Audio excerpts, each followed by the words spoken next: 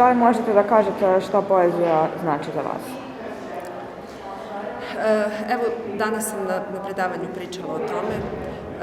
Poezija za mene je mnogo više od pisanja. Dakle, i način života i način na koji vidimo svet, način na koji udahnujemo neki smisao o tom svetu koji izvorno van nas ne postoji, ali mi koji imamo to neko poetsko nadahnuće u sebi, vidimo stvari na određen način, vidimo odnose među stvarima na način na koji drugi ljudi ne vide, mada činjenica je da svaki čovek ima to u sebi, samo u manjoj ili većoj meri, tako da svako je ponekad pesnik.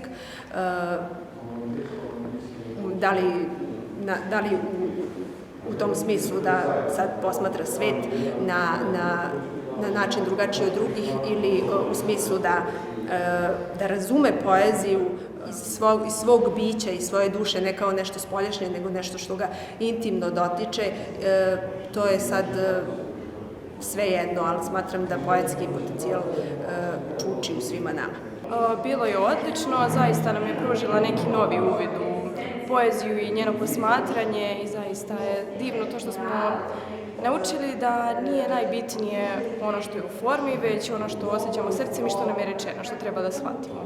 Da nije sve u formi, da, samo dela. Pošto ste prvi put na festivalu, da li možete da kažete, da podelite neke vaše utiske? Ja imam toliko utisaka da ne znam odakle bih počela. Morat ću da puno još mislim i pišem o ovome što sam ovde doživjela. Nisam očekivala ni 50%. Cele ove energije, vaše ljubavi iskrene ljubavi prema književnosti, vaših reakcija na mene, na moje pesme,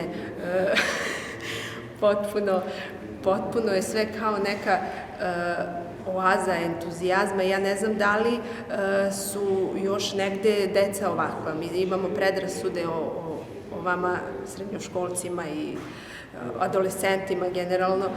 Mislimo da vi samo visite na TikToku i da vas ne zanima ni književnost i bilo šta drugo, ali očito da to apsolutno nije tako i da, evo kažem, ne znam da li je ovo oaza ili i u ostatku sveta postoje ovakva deca. Ja sam potpuno fascinirana.